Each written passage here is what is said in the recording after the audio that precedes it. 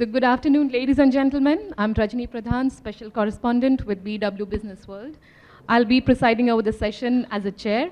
To begin with, I would first like to extend a warm welcome to all of you as we gather here today for what promises to be an enlightening panel discussion on a topic of paramount importance: sustainable finance, merging profitability with environmental and social responsibility. Our esteemed panelists here are leading lights in the field of sustainable finance. I would like to commence the session by thanking them all for joining us today and request them to kindly introduce themselves. Thank you. Thank you. I'm Mukti Hariharan. I'm CFO of Lenskart. Before this, I worked for about 15 years in investment banking, and then last 5 years I spent with Unilever. And so really at the edge of sustainable finance. So very, very happy and delighted to be here. Thank you. Right, hello everyone. It's a longish name as you see there behind me. So keep it easy like PK, and you're reminded of the film and you will always remember me. So PK, Hariharan Subramanian is a longish name. It's a pleasure actually to be there in the panel today, and what I really enjoyed, on a lighter note I should say, I'm happy that I was not in the previous panel because Palaksha had so many loaded questions. So I'm happy that I was not in the previous one. But on a good side, the true side, I'm really happy that we are in this panel, which has got the best diversity so far. The previous two panels were all loaded with men. Come on. And now we have two Thank each. you, PK. That's so kind of you. Fantastic. Thank you. I'm so glad to be on this panel. Off to you, Rohit.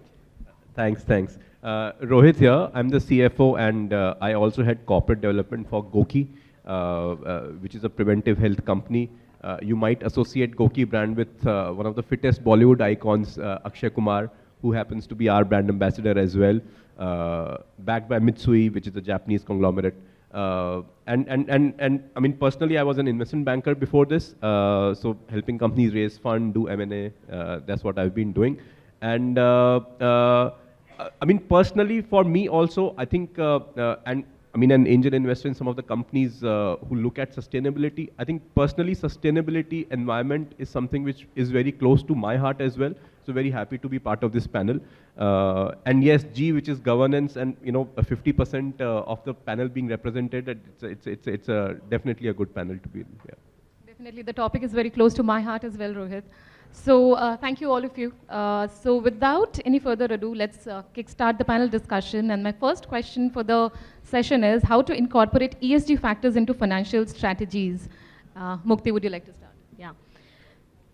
So the question is, how do you incorporate the sustainability practices into financial strategy? And actually, I would like to take a step back and say, why do you need to incorporate sustainable practices in your financial strategy? I think it's not an option anymore, and it's more of something that you ought to do. So last week was my birthday, and I ended up buying a new phone. And the first question when my 7-year-old saw the new phone was, how are you going to dispose of the old phone? I hope you're not just going to throw it away. The waste actually goes into the environment. And that made me think, and honestly, sustainability as such is not a choice that the businesses have the freedom to make anymore. All of us know climate change is real. We were all complaining of the heat outside if you stand in the waiting lounge. And so the stakeholders that we have, be it consumers, be it government, be it shareholders, everybody is looking at businesses to incorporate sustainable practices in how we do business. When I used to work at Unilever, they used to say, it's not important to do ESG because it's good for the environment. And yes, it is good for the environment, but it's good for the business.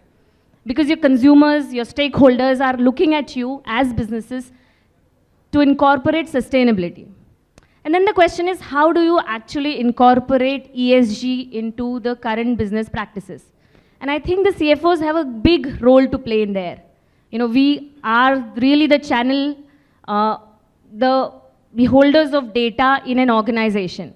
So I think from the perspective that I actually also bring to Lenskart is, first, define what is ESG for you. Second, what is the cost of doing this? You would not be able to incorporate sustainability if you're not able to establish a return on investment. Consumers, while they want sustainability, I don't think people are ready to pay for incorporating sustainability? How many people in the room actually pay more to get sustainable packaging, right? We all buy stuff from e-commerce, knowing very well the carbon footprint of stuff that's getting delivered to us is much higher. So I think it's very important for financial officers really to strike a balance, a trade-off between the cost and the benefit of incorporating sustainability, so as you could still bring affordable products to your customers. PK. All right. So I'll just give it a a different twist so that we understand the concept well. I mean, yesterday or day before there was an interview with Jane Fraser, the CEO of Citigroup, and she was talking about ESG with a different flip. She said now the S has to be seen not just as social, but more as security.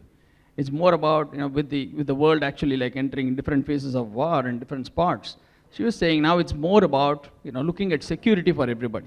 Whether we have enough food security, enough job security, and so on. But truly speaking, when you look back at ESG, for you to understand it clearly of why we really need to do something about ESG, it's about understanding what it means. What does the acronym stand for? And my definition of it is exploitation for selfishness and greed. That's truly what I say as ESG. That's at the core of it. That's the underlying foundation of it. And if you look at exploitation, then we know that we are exploiting the environment around us. We are exploiting the earth, the natural factors, everything. So we have to do something around the environment. And look at the S part of it, selfishness. Obviously the opposite. If you have to undo that part, you obviously have to look at doing good to the society. And there comes the social causes. And finally, greed. Now, can you really address greed? Can you really stop? You can only govern, put some boundaries around it and say, okay, you can make profit, but have some limits here, have some boundaries here. And that's where governance comes in. So looking at that, I mean, ESG, it's kind of evolved over the years. But I would also say it's also because of how we have come into life. The society, like it is every one of us, not just one. Like all of us, we have come into the consumerist, consumer's mindset. There is maximum amount of consumerism, maximum amount of, I want this. And look back at, what Mahatma Gandhi said in those days. He was like, there is enough available in the earth and nature to satisfy everyone's need, but not enough to satisfy anyone's greed. Right? Very simple. I mean, that is what he lived by. And so we now have an opportunity for us to actually get back there and make the world a better place. And belated birthday wishes, Mukti. But I get the very interesting point of what your daughter asked you. And that's a good thing because the new gen is really, really so focused on ESG matters.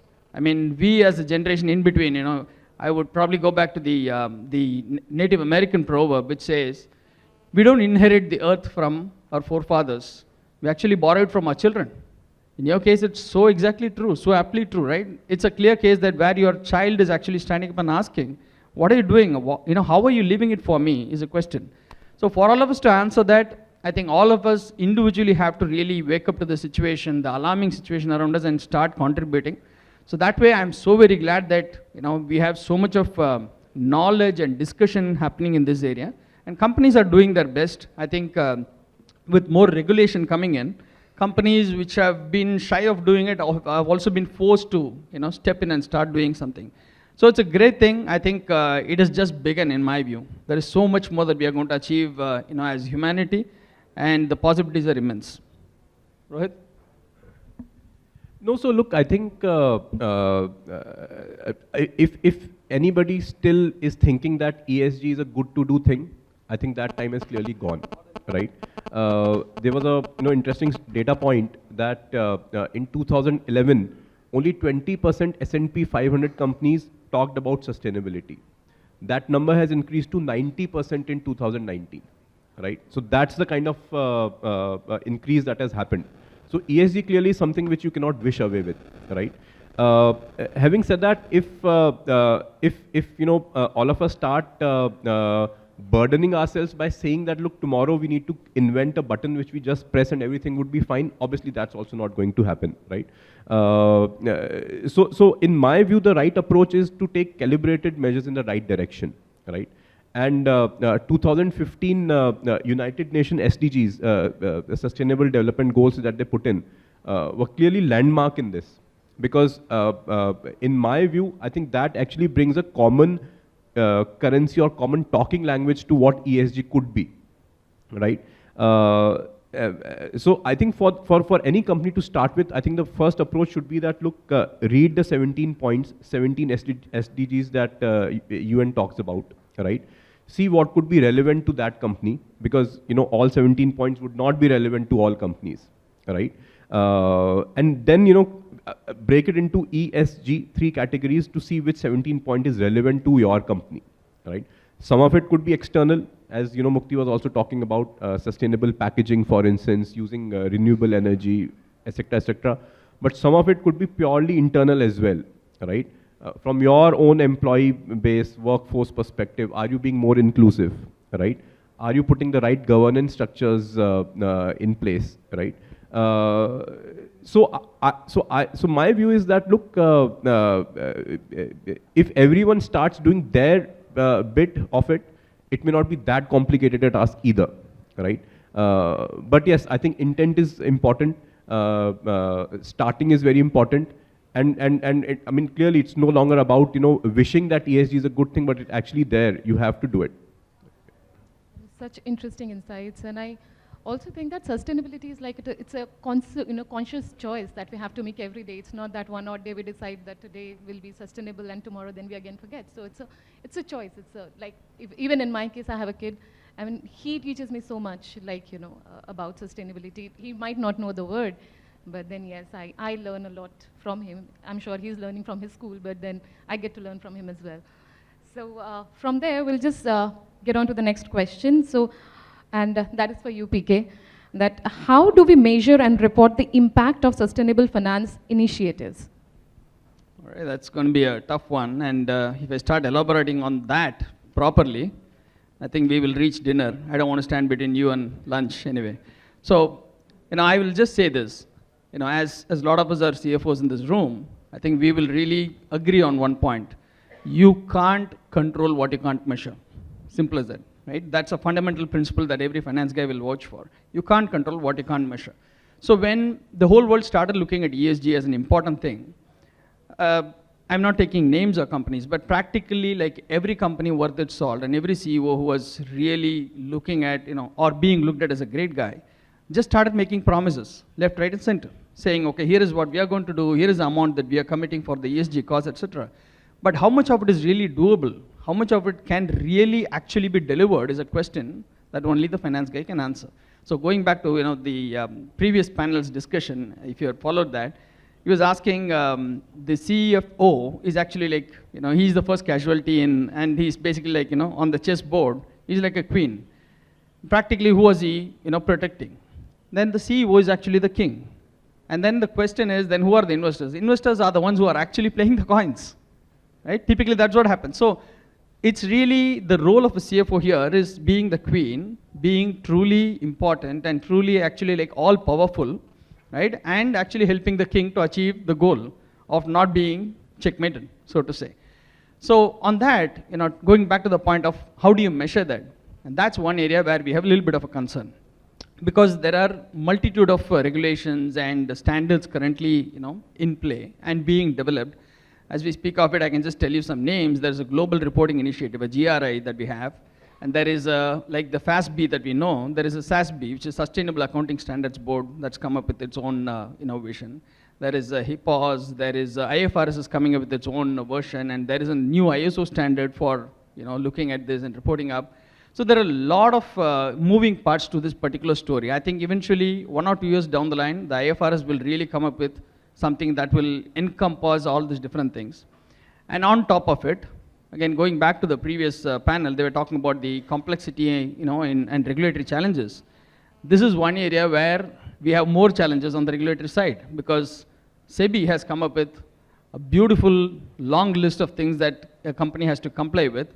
And that includes a lot of things that has to be measured, what we call as a BRSR, business responsibility and sustainability reporting. And there's a huge list.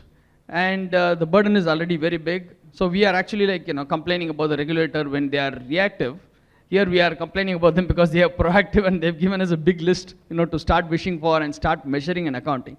So there are, like I said, there are lot of standards and lot of mechanics of how do you measure it, but it all basically comes down to one thing, which you call as a social return on investment. How do you measure an ROI for a social cause, what we call as a SROI.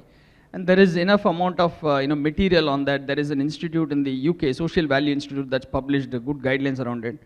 But to take a practical example, I will look at my good friend Rohit. I see that he's dressed up in nice smart casual. So you sure have a blue denim, right? You do have a blue denim. All right. Now, what did you purchase it for? What is the cost, roughly? Just the top of your head. Maybe 1,000, 2,000, 3,000 bucks? Okay. That's the cost that he has actually spent. But if you have to really look at it from a SROI point of view, if he decides not to buy one more jeans from an ESG point of view, right? He is becoming very aware as a consumer. And he says, no, I'm not going to buy one more jean. You know what is the amount that he's saving? It's not the same 2,000. Every jeans takes typically between 8 to 10,000 liters of water to be prepared and arrive in the marketplace. So, and if you apply the standard rate of whatever we pay for the distilled waters, the mineral water types, say about 20 rupees per liter, and talk about 10,000 liters, what amount he's contributing to the society. That's a practical, way of measuring it. And then we have people like, great activists like Greta Thunberg and others, who talk about the importance of ESG. I will take you to one other example back from our own days, from the 1700s in India. There was a lady called Amrita Devi. And she actually gave the metrics of how to measure the value of ESG. And a very famous sentence there, she says, a chopped head is cheaper than one chopped tree. And if you guys have not heard about Amrita Devi, you should go and do a lookup. There's a community called Bishnois, not far away from here in Rajasthan. There was a massacre that happened for Amrita Devi and her children actually came in to protect chopping of a tree because they considered that Kejri tree as an important one. They stopped it there, and when she was actually being killed, literally, she said this word, one chopped head is cheaper than one chopped tree. That is the kind of value that we have assigned and we have practiced forever. And it was not just her. There were 363 people who were killed trying to protect a tree from being felled. And this is India for you, like decades ago, like 1730s. So there is so much more that we can talk about, how do you really measure and report up. But going back to the point, there are a lot of reporting standards that we have, but it's really important to finally come down to one particular thing, pick up one thread and say, okay, here is how I'm going to report. Now, whatever SEBI did, from the BRSR, they came down to a limited version of BRSR core. So it's going to start apply to the top 150 listed companies this year, 250 next year, and so on, progressively increase. But the BRSR core is actually looking at it from a global perspective, BRSR core is actually going further above and beyond what even the European commissions are demanding, for people to report.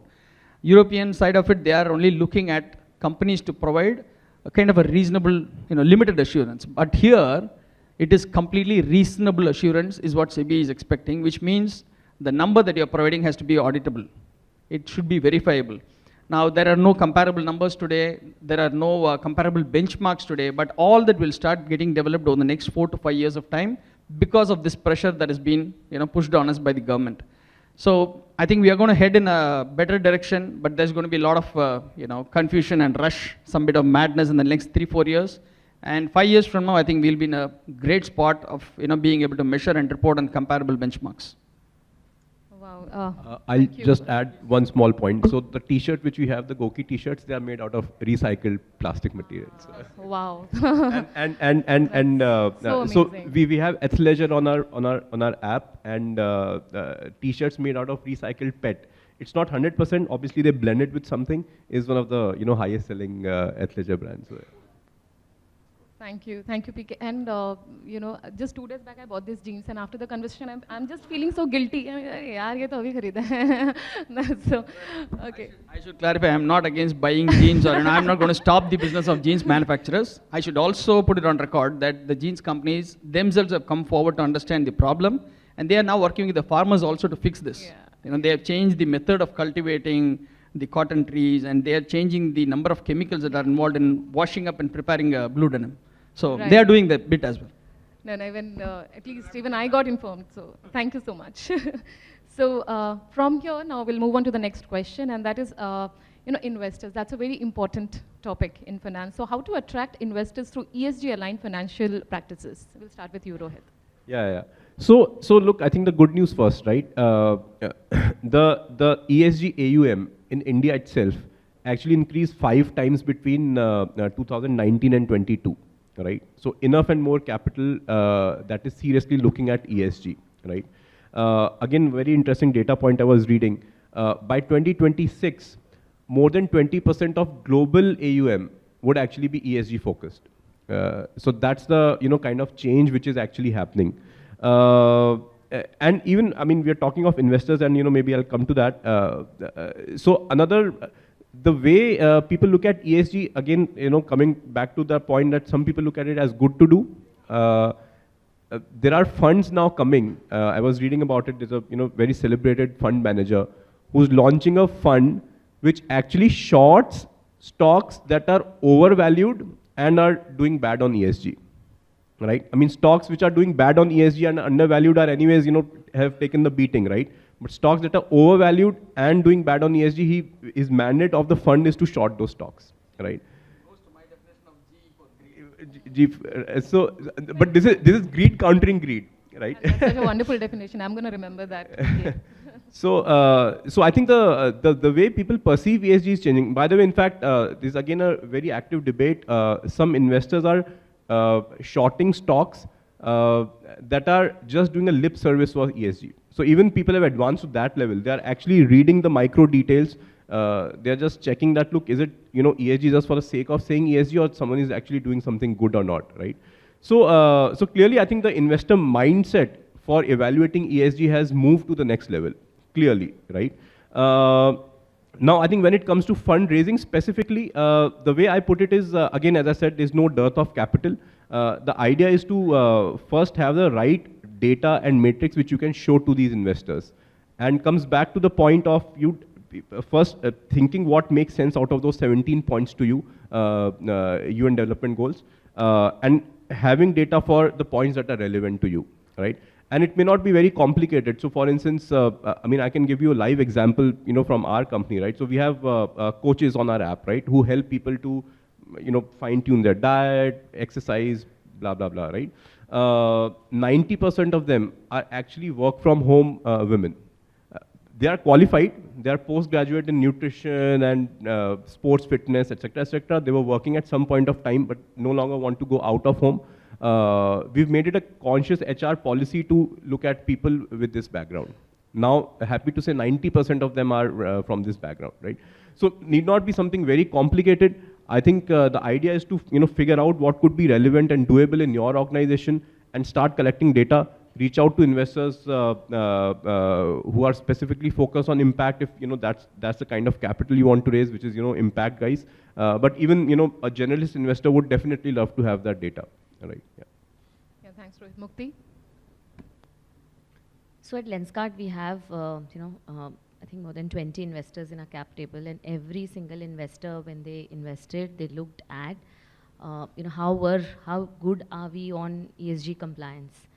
And we've actually set up one of the biggest eyewear manufacturing factory in Bhiwadi, which could manufacture up to 1 lakh eyeglasses every day. And when we were presenting it to the investors, one big question that came to us was, okay, this is great. You have, really automated a lot of stuff, but what are you really doing on ESG compliance, and, how are we making sure that the water is treated in-house? How are we making sure that the electricity consumption is green? And so I think, it's actually, as I was saying earlier, it is not nice to do. It is absolutely important as you are planning new investments that ESG is front and center of your investment strategy as a company. Be it, whether you're a consumer company or an IT services company, I think it's no different. So investors are really looking at ESG as one of the things they absolutely look at when they are making new investments. I think they have really summarized it well. The only thing I would add is there is a lot of money available on the table. If you are truly an ESG impactful company, there are different definitions of what is an impact, what is material impact, etc. But if you are truly ready to make an impact, there is enough amount of dollars in trillions that is available on the table to be picked up and at a lower cost. So that should really tell you the level of investors' interest in actually supporting ESG causes. So as a finance guy, I would only say I would caution the CFOs to basically jump into the ship, not because there is lower cost of funds available, but truly because you have to do the right thing. And here is an opportunity to do the right thing. So get into the board, push the king piece to do the right thing, and make sure that you use all your powers to protect him, but also deliver goods of value to the society around you. I think that's where we should really. Yeah, no, absolutely. I think planning early on can absolutely change the game, because then you are not in a reactive mode, but you are able to look ahead and plan for the things that are going to matter increasingly in this new emerging, fast-changing world. Absolutely, like we said, all three of you, like there is no choice. We have to do it. Like now is the time, and it's not something that will happen in the future, or we must look at it from a futuristic perspective, but that is something that we need to act upon right now itself. And with that, any question from the audience?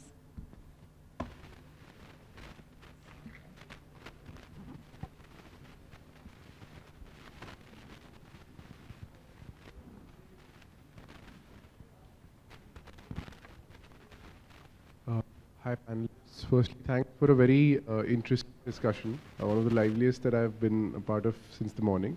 Ishan Sharma from the Tata Group. I would like to call upon a very relevant example that you quoted from the genes perspective, right? We are also a part of the Gen Z and millennial cohort who want to dispose of the phone in a very responsible manner, but at the same time are big proponent of fast fashion, right, which is one of the biggest contributors to the same thing, right? While we do have t-shirts which are, let's say, made out of recycled PET, etc. What I want to really focus on here is, as leaders and as CFOs, what's your role in ensuring that, ESG does not get reduced to a mere checkbox activity, similar to what happened with CSR, right, where companies are allocating their quota and nothing beyond it. Why should ESG go beyond that, and how to take it beyond that? The question was for me or Rohit? For me? All of you. Okay. All right. See, I think it is a great question, and I'm kind of pleasantly surprised that somebody is still asking questions just before lunch. We are kind of holding you back, but fantastic. Thank you for that. See, I would say this. If you have to do the right value addition as a CFO on this process, it's actually a very, very simple thing. It's about be yourself, be genuine, and be ready to do the right thing is all that you need to think about.